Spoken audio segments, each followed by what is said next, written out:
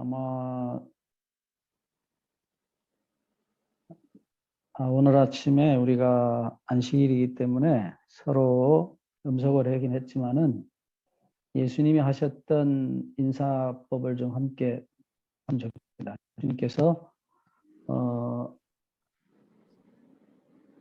그 안식일에 늘 하셨던 인사가 있어요. 행복한 안식일입니다. 히브리 말로입니다. 안식일은 샤밧이고요. 행복하다는 말은 샬롬입니다. 그래서 샤밧 샬롬 하면 행복한 안식입니다. 인사입니다. 우리 샬롬. 음소거가 돼서 다 말씀 안 들리지만 우리 함께 안식일 아침 서로 인사 나누면 좋겠습니다. 샤밧 샬롬. 샤밧 샬롬. 네, 감사합니다. 오늘 아침에는 우리 이 레위기서 11장부터 16장까지 나타나는 소위 정결법에 대한 말씀을 함께 나누겠습니다. 저희가 너무나 사실은 이 앞에 나타난 그 레위기 1장부터 5장까지에 나타난 예수님의 십자가의 죽으심을 조명하느라고 너무 많은 시간을 보냈습니다. 그래서 우리 영자 사모님 부탁하신 대로 오늘과 내일 나머지 부분을 좀 더 이렇게 줄여서 가능하면 함께 나눠보겠습니다. 자, 여기 레위기 11장부터 16장까지 부정이란 단어가 아주 많이 나와요. 히브리 말로 타메 하는데 이 더럽다는 뜻이에요, 말 그대로. 근데 이 부정이란 말이 사실은 처음 시작된 곳이 있다면 노아 홍수 때입니다. 하나님께서 부정한 짐승과 정한 짐승을 이렇게 나누셔요. 그러니까 노아 홍수 이전, 좀 정확하게 말하면 에덴 동산에서는 정함과 부정함이 없었습니다. 그러니까 돼지가 부정하다. 그렇게 우리가 레위기 11장에서 보는데요. 돼지가 본래 부정한 짐승이 아니었을 거예요. 왜냐하면 창세기 1장 31절에 하나님이 지으신 모든 것이 보시기에 좋았더라라고 말씀하고 있어요. 이 좋았더라는 말은 히브리 말로 토브란 단어인데 이 토브란 말이 좋았다는 뜻만 가진 게 아니고 행복했다 혹은 건강했다, 선했다 이렇게 표현합니다. 그래서 이 토브란 단어가 실제로 나중에 우리말로 번역될 때는 선하다는 말로 많이 번역이 됐어요. 그래서 이 선하다, 정말 그 깨끗하다는 의미를 가진 단어인데 지으신 모든 만물이 다 선했다, 만물이 선했다고 말하고 있어요. 이게 무슨 얘기냐면 모두 다 정한 것이었다는 것입니다. 깨끗한 것이었어요. 나중에 땅이 저주를 받으면서 창세기 3장 17절에 땅이 저주를 받으면서 아마도 이 정한 것과 부정한 것으로 나뉘어졌다고 생각이 들어요. 그래서 에덴 동산의 돼지는 허브, 풀을 먹는 아주 정말 허브 냄새가 풍기는 그런 정한 짐승이었다고 생각이 들어요. 그러나 이 하나님의 저주, 죄에 대한 하나님의 저주가 정함과 부정함을 만들었다고 봅니다. 자, 문제는 죄가 만들었다는 것입니다. 저주를.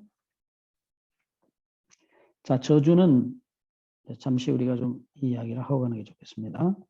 저주는 나쁜 말이 아닙니다. 왜냐하면 죄에 대한 저주이기 때문에 그렇습니다.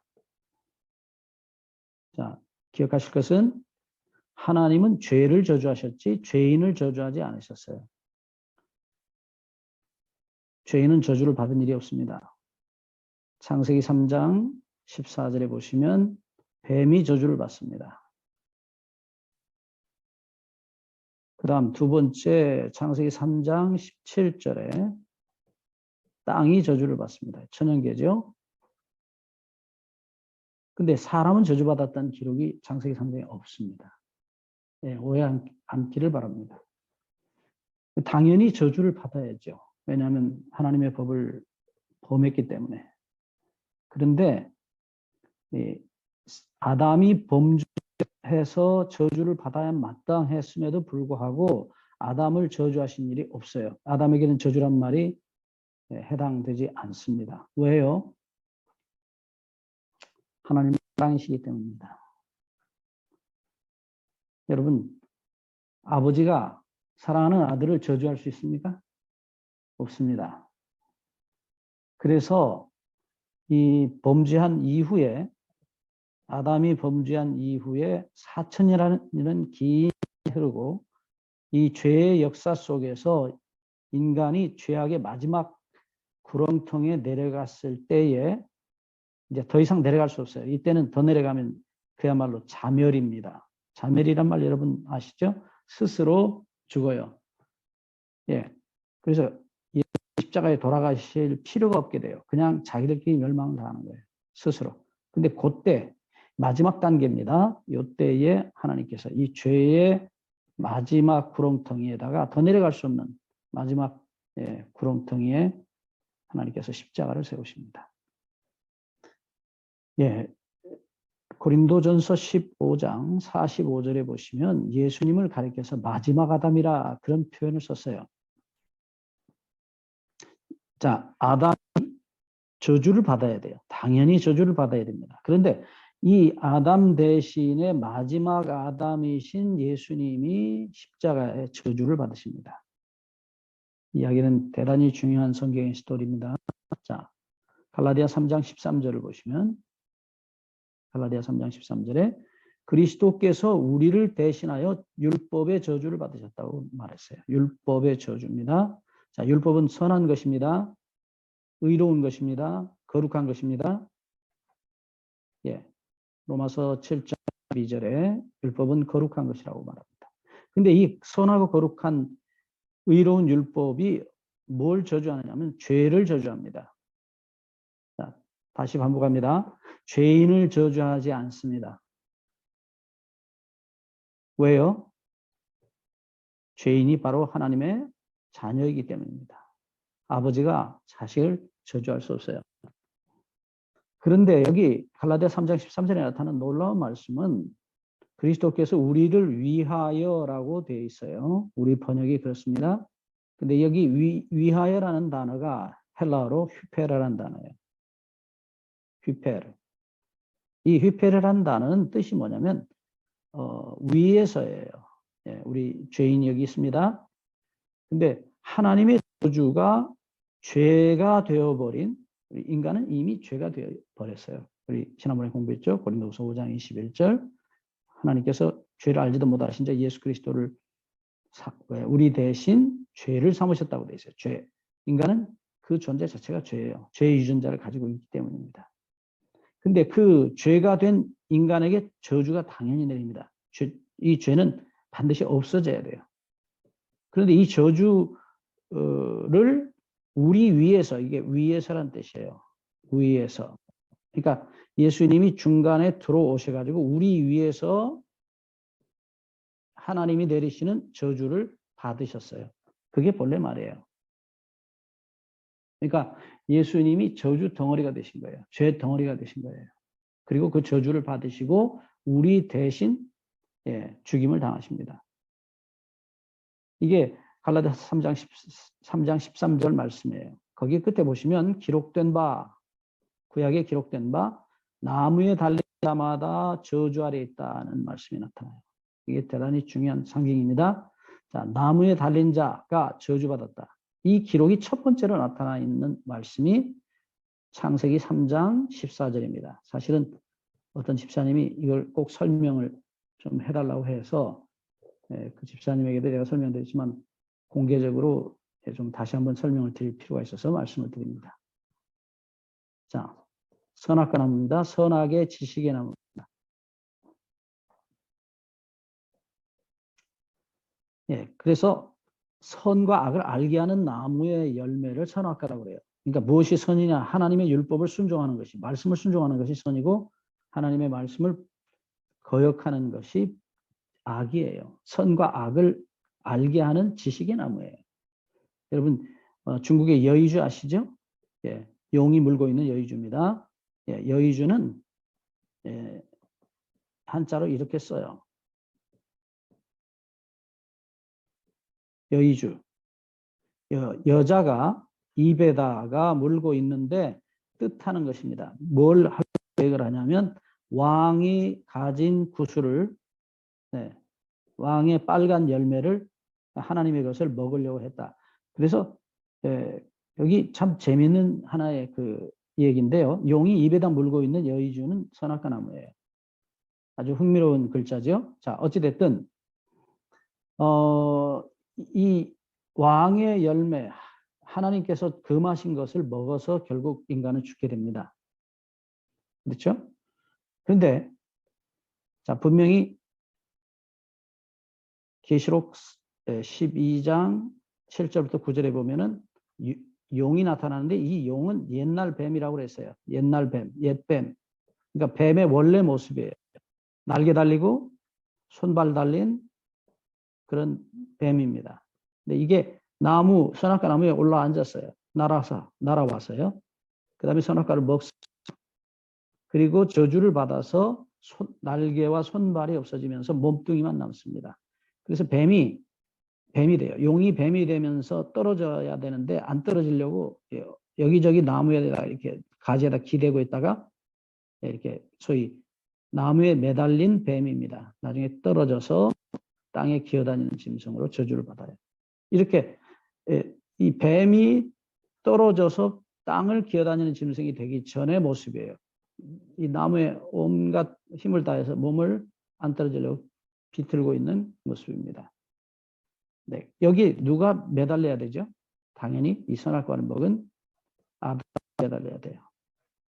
그런데 아버지가 자식을 저주할 수 없어요. 자식이 죽는 꼴을 볼 수 없으니까 창세기 3장 15절에 여인에게 말씀하시기를 내가 너의 후손이 되겠다. 사람이 되겠다. 여자의 후손이라는 말이 나타나죠. 이것은 뱀에게 하신 저주 가운데 나타난 구속의 약속입니다. 사람이 되셔서 오셔서 사람 대신 아담 대신 나무에 달려서 돌아가신 것을 예언하셨어요. 그대로입니다. 주님께서 나무에 매달려 돌아가신 것입니다. 그래서 이 나무는 율법에 대한 중요한 상징이에요. 네. 선악과는 율법을 시험친 시험지입니다. 그래서 율법의 저주라는 표현은 사망입니다. 뭐가 없어지는 것이에요? 죄가 없어지는 것입니다. 그리고 당연히 죄인이 죽어야 되는데 죄인은 아들이기 때문에 못 죽이시고 아버지가 대신 여기 매달리셔서 저주를 받으십니다. 율법의 저주를 받으시고 곧 둘째 사망입니다. 이 죽임을 당하심으로 율법의 저주를 끝내셨어요. 그래서 우리가 율법 아래에 있지 않다는 말은 오해 없으시기 바랍니다. 이 뒤에 생략이 되어 있어요. 율법의 저주 아래에 있지 않다 그 말입니다. 이 말이 생략이 되어 있어요. 사도 바울이 그런 표현들을 많이 합니다. 예. 로마서 3장 31절에 믿음으로 말미암아 율법을 폐하느냐? 그럴 수 없느니라. 도리어 굳게 세운다고 말씀하고 있어요. 율법 아래에 있지 않다니까 우리가 법 아래에 있지 않기 때문에 법 안 지켜도 된다. 그런 얘기 하시는 분들 계신데 소위 무용론자들 대단히 죄송합니다. 성서적인 얘기는 아닙니다. 율법의 저주 아래에 있지 않다는 표현이에요. 더 이상 율법의 정죄 아래에 있지 않아요. 주님께서 다 이미 그 정죄를 받으셨기 때문입니다. 네, 그래서 이 죄로 말미암아 생긴 부정, 이 부정을 어떻게 해결하는지 그 레위기서 11장부터 16장 사이에 이 부정 뭐 많은 부정이 나타나죠. 네. 음식의 부정, 네. 그다음에 사람의 부정, 네. 또 집의 부정.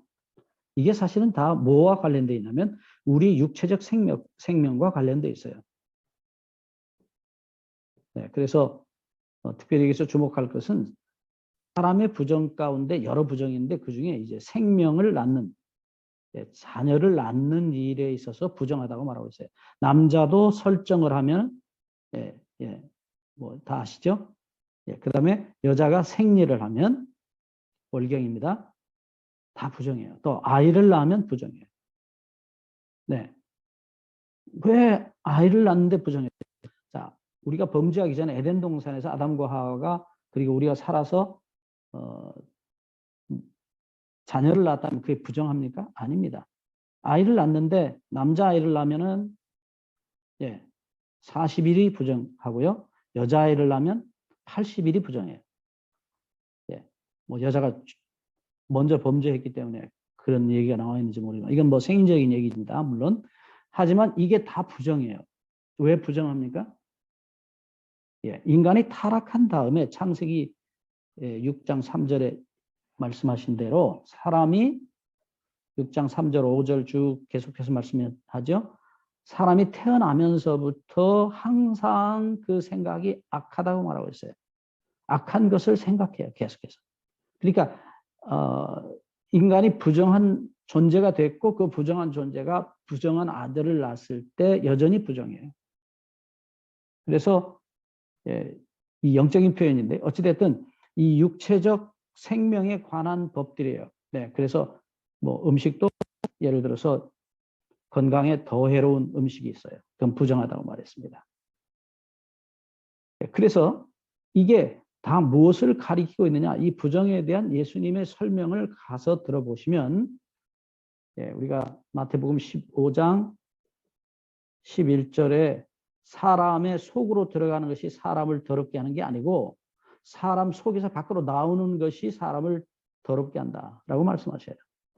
그 더럽게 하는 게 뭐냐? 마태복음 15장 18절부터 19절에 보시면 악한 생각이 사람을 더럽게 한다고 20절에 주님께서 결론을 내리십니다. 악한 생각입니다.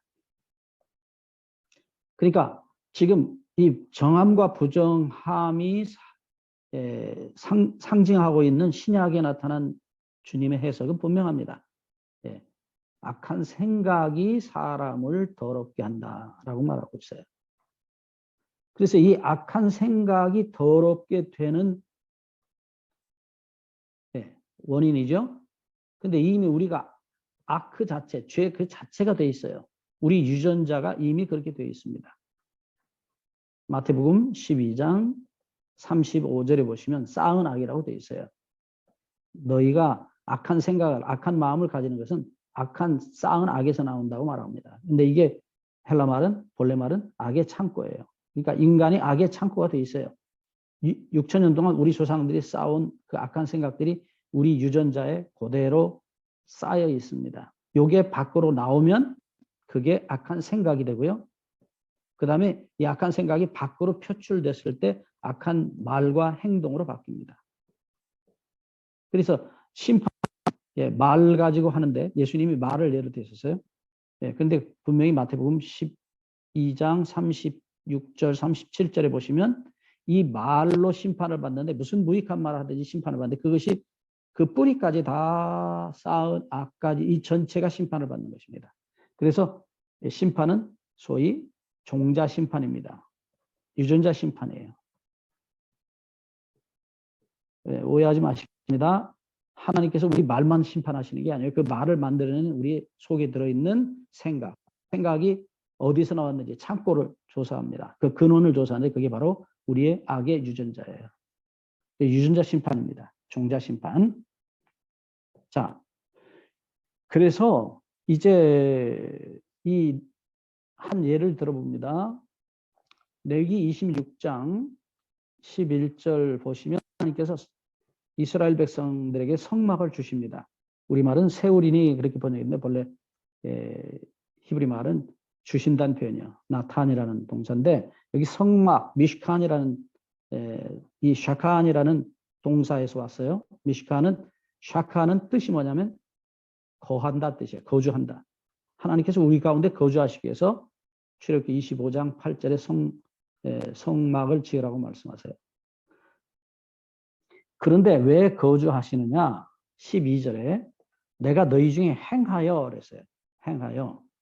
그 다음 너희는 내 백성이 되고 여기 행한다는 말은 히브리 말은 할라크인데 이건 이렇게 워크예요. 소위 돌아다니는 거예요. 예, 하나님께서 우리 중에 돌아다니시면서 우리를 축복하시고 우리를 구원하셔서 결론은 뭐냐면 나는 너희 하나님이 되고 그리고 너희는 내 백성이 되리라고 말합니다. 이게 내 백성. 이게 이제 나는 너희 하나님이고 너희는 내 백성이라고 표현하신 것은 언약이 이제 언약을 체결하실 때 마지막으로 하는 종결 선언이에요. 네. 너는 내 것이다. 그런 표현이에요. 이게 이제 언약 사건에서 항상 나오는 중요한 종결이에요. 근데 여기 분명히 하나님께서 이 성막을 지으시는 이유가 뭐냐면 내가 너희 가운데 행하기를 원한다. 이 성막은 분명히 피로 세우는 것입니다. 피가 성소에서 뿌려지는 이유는 우리를 정결케 하시기 위해서예요. 그리고 성결케 하시기 위함입니다. 내일 제 성결에 대해서 우리가 공부할 겁니다. 예, 레위기 16장 19절에 보시면 우리말엔 성결 그렇게 되어 있는데 요 성자하고 결자하고 단어예요. 네, 여기 성은 카다시란 동사인데 이것은 구별해서 내 것으로 만든다는 뜻이고 결은 타헤르란 동사인데 그건 깨끗한 뜻이에요.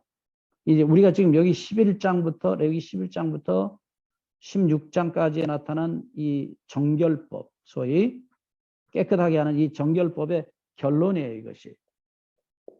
그러니까 자,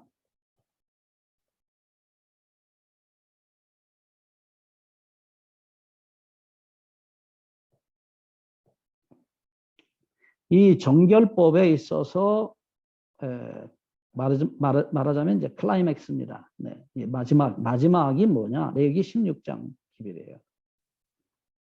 11장부터 16장 끝에 가서 아까 말씀드렸던 레위기 16장 19절이 피로 속죄하여 성결입니다. 거룩하게 하시고 깨끗하게 하십니다. 네, 정하게 하세요. 그러니까 지금 이 레위기 11장부터 나타나는 수많은 15장까지 나타나는 수많은 이스라엘 백성들의 이 부정은 사실은 이것은 육체적 생명의 육체적 정결에 관한 말씀이지만 이 일을 통해서 주님께서 우리에게 보여주시려고 했던 것은 육체적 정결만이 아니고 우리의 영적 정결, 우리의 심령의 정결을 나타내셨어요. 그래서 사도 바울이 고린도후서 7장 1절 2절에 보시면 우리의 육과 영의 온갖 더러운 것에서 깨끗하게 하자, 우리 자신을 깨끗하게 하자라고 말씀합니다. 이 깨끗하게 하는 도구가 뭐예요? 이 레위기 16장에서 마지막으로 나타나는 게 그것입니다. 예, 우리 어제 공부했죠? 첫 번째 칸에서 성소의 첫 번째 칸에서 일어나는 용서입니다. 예, 용서, 사함을 받으리라. 레위기 4장 20절. 그 다음에 그 용서된 죄가 마지막으로 지성소에서 정결케 되십니다. 레위기 16장 30절 그리고 33절에 또 말씀합니다. 그러니까 이 속죄, 피로 덮어 속죄하는 이 과정을 통해서 모든 부정과 우리의 죄가 용서될 뿐 아니라 마지막엔 그 피로 정결케 되는 것입니다. 이게 이제 소위 지성소, 우리가 찾은 이 놀라운 지성소의 복음이에요. 어제 우리가 자세히 봤습니다. 그래서 이 성소 정결에 있어서 이 마지막 단계가 뭐냐면 30절에 성이 정결케 되는 것입니다. 우리가 정결케 되고 33절에 하나님께서 성소 자체이신 하나님이 정결케 되셔요. 하나님이 부정하게 된 건 아니에요. 하나님 자신이 부정하게 된 거 결코 아닙니다. 하지만 우리의 용서된 죄가 성소 안에 옮겨져요. 예, 다시 말씀드리지만 피 속에는 두 개가 들었어요. 용서된 죄가 들어있어요. 갚아진 죄가 들어있습니다. 안 된 죄는 피 속에 없습니다. 당연히. 두 번째 뭐가 들어있느냐? 죄가 들어있을 뿐 아니라 하나님의 놀라운 용서가 들어있어요. 그분의 놀라운 용서의 사랑이 그 속에 들어있어요. 그래서 마지막 지성소를 정결케 할 때 똑같이 피로 정결케 합니다. 여기서 한 가지 주의하셔야 될 사실은 레위기 16장 17절에 보시면 이 대속죄일에는 아무도 이 성막 안에 있지 못해요. 오직 제사장만 있어요. 그러니까 제사장이 성소를 정결 피를 자기 자신의 죄에 대한 수수 잡아서 피를 뿌리지만 더 중요한 백성을 위해서 소위 염소를 잡아서 백성 전체를 위한 속죄제의 피를 지성소 안에 그리고 온 성막의 모든 도구에 뿌립니다. 그 과정을 통해서 여기서 분명한 것은 아무도 잊지 못해요. 사람은 아무도 없어요. 그러니까 이 속죄제는 분명히 개인의 속죄제가 아니에요. 개인의 속죄제는 분명히 한 손을 안수합니다. 그러니까 이게 소위 말하면 상번제와 같이 우리 지난번에 공부했습니다. 상번제와 같이 상번제도 죄인이 안수하지 않습니다. 이건 하나님께서 준비하신 상번제, 하나님 자신이 준비하신 상번제입니다. 근데 여기 지금 지성소에 피를 뿌리는 마지막 이 대속죄일의 속죄제 역시 마찬가지입니다. 사람이 안수하지 않아요. 죄인이 안수하는 일이 없습니다. 이것은 하나님께서 준비하신 것이에요. 그러니까 자 보시죠. 다시 한번 보겠습니다. 제단 맨 밑에 상번제가 있습니다. 이것은 안수 없는 번제입니다. 무안수 번제입니다. 이건 이미 하나님이 준비해 놓으신 거죠. 그 위에다가 죄인이 안수하는 번제나 속죄제를 드려요. 그리고 마지막 정결케 되는 마지막 대속죄의 속죄제도 역시 안수 없는 무안수 속죄제가 드려져요. 이게 다 여기 안수가 있고요. 여기는 무안수입니다. 그러니까 죄인의 죄를 용서하시는 그 번제나 속죄제가 마지막 하나님께서 준비하신 이 속죄제, 무안수 속죄제 피로 말미암아 마지막 이 피는 용서의 피지만 이것은 정결케 하는 피예요. 물론 뭐 정결도 포함되어 용서도 포함되어 있지만은 이 마지막 정결케 하는 피가 뿌려져요. 그래서 십자가의 용서, 이 상번제는 십자가 사랑, 속죄를 가리키고 있고요. 마지막 성소 정결 때 다시 속죄제가 뿌려지는데 이 번제단에서 흘린 피가 죄인의 안수를 통해서 믿음으로 받아들여졌을 때 그것이 성소 안에 옮겨지고 마지막 하나님께서 예수님 피로 우리의 모든 죄를 영원히 정결케 하십니다. 제거하십니다. 우리 용서된 죄의 기록까지 제거하세요. 이게 이제 소위 성소 정결의 기별이에요. 좀 어려운 과정이죠. 여러분들 좀 이해가 되시는지 모르겠어요. 그래서 이 무안수 속죄, 무안수 상번제 사이에 뭐가 들어 있습니까? 죄인의 안수가 들어 있어요. 죄인의 안수. 이게 소위 믿음입니다. 우리가 죄를 안수함으로, 맡김으로, 믿음으로 하나님의 정결에 동참하는 것이에요. 우리 하는 것은 여기밖에 없어요. 죄인이 죄를 맡기는 것. 요것밖에 없어요. 나머지는 다 앞에 일도 마지막 일도 하나님께서 다 하나님이 알아서 하시는 일입니다. 시간이 또 됐네요. 제가 뭐 좀 여러분들이 더 깊이 연구하시기를 원하시면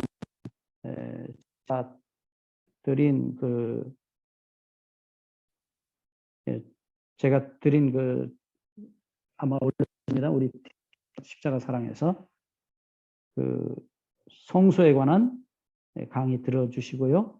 또 올해 좀 더 깊이 연구하기를 원하시는 분은 그 라디오가 있습니다. 거기 한 3만 원 할 겁니다. 십자가 사랑에서 보고 있습니다. 그리고 조금 더 여러분들이 기도하시면서 연구하기를 원하시면 우리 40일 연수.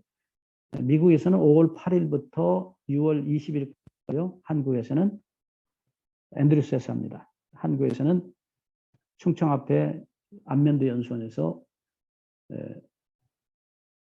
3월 합니다. 3월 20일부터 5월 1일까지 합니다. 원하시는 분들은 오셔서 함께 말씀 나눴으면 좋겠습니다. 감사합니다.